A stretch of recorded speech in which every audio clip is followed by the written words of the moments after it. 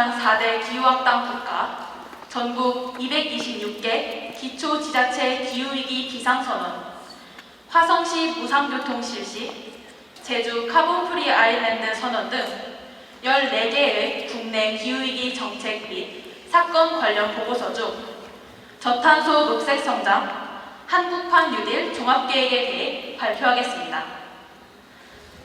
지금 우리는 문명의 변화를 보고 있습니다. 세계는 농업혁명, 산업혁명, 정보혁명, 그리고 여러 혁명들을 거쳐 환경혁명의 시대로 접어들고 있습니다. 나무와 석탄과 석유의 시대를 지나 새로운 에너지의 시대를 열리고 있습니다. 기름 한 방울 나지 않는 우리에게 이 같은 변화는 위기인 동시에 기회입니다. 녹색 성장은 온실가스와 환경오염을 줄이는 지속가능한 성장입니다. 이 발언은 누가 언제 한 것일까요?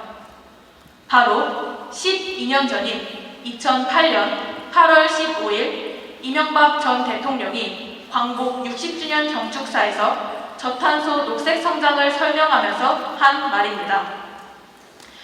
이명박 전 대통령의 저탄소 녹색 성장은 삶의 질 개선 및 생활의 녹색혁명, 환경과 경제의 선순환, 국제기대에 부합하는 국가위상 정립이라는 세 가지 목표를 토대로 설립됐습니다. 그러나 이렇게 거창한 목표를 표방한 녹색 성장은 제 빛을 발휘하지 못하였습니다. 기후변화 행동연구소의 연구에 따르면 온실가스 배출량은 녹색 성장을 표방하기 전보다 훨씬 늘었습니다. 그뿐만 아니라 에너지 수입 의존도, 신재생에너지 보급률 등 많은 부분에 부정적인 영향을 끼쳤습니다. 생태계 파괴와 기후위기는 맹목적인 성장주의에서 비롯된 것이기 때문에 녹색을 통해 경제 성장을 하겠다는 것은 애초부터 불가능한 목표 설정이었을지도 모릅니다. 2008년 우리 정부가 녹색으로 덧칠한 성장주의를 외칠 때 전 세계는 경제위기와 환경위기에 대한 공감대가 확산되고 있었습니다.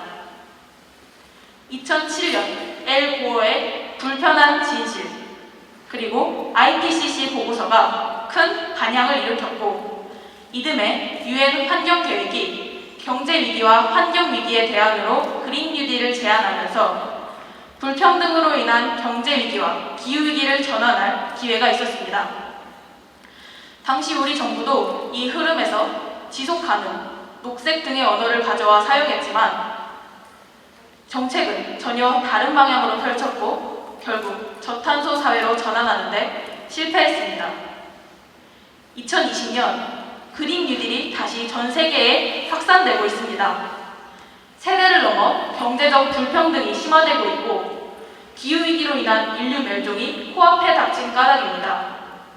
단순히 코로나 이전으로의 경기 회복에만 집중해서 그린 뉴딜을 추진한다면 문재인 정부의 그린 뉴딜도 실패하지 않을까요?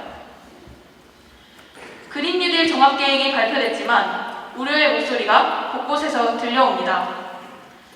그린피스를 비롯한 여러 시민단체들은 구체적인 목표 설정과 방법을 요구하며 국가 차원에서의 온실가스 감축에 관한 계획에서 변화를 보여줄 것을 주장하고 있습니다. 다행히 지난달 29일 국회 시정연설에서 문재인 대통령이 2050 탄소 중립을 목표로 나아가겠다고 선언하셨습니다. 굉장히 반가운 일입니다. 그러나 2050년 탄소 중립과 함께 2030년에 탄소 배출을 45%에서 50%로 줄이는 것도 우리가 달성해야 할 중요한 목표입니다. 더 구체적인 방법을 세우는 것은 앞으로의 환경을 위해 거쳐야 하는 필수적인 과정인 듯 합니다. 해당 자료는 환경부에서 제시한 그린 뉴딜 계획입니다. 이유진 녹색전환연구소 이사는 이번 정부의 그린 뉴딜 발표치 역시 원래 정부가 계획한 내용에 예산을 배치하는 것에 불과하지 실제 그린 뉴딜이 되기 위해 꼭 필요한 대응은 담기지 않았다고 비판했습니다. 앞으로 10년이 우리의 미래를 결정할지도 모릅니다. 제가 이 자리에 용기 내서 서게 된 것도 기후위기에 대응할 시기가 얼마 남지 않았다는 절박함 때문입니다. 2020년을 한국판 뉴딜이라는 담대한 여정을 시작한 원년이라고 기억할지, 이름만 거창하게 내세운 제2의 녹색성장, 실패한 정책으로 기억할지 앞으로의 미래 세대로서 지켜보겠습니다. 이상으로 발표를 마치겠습니다. 감사합니다.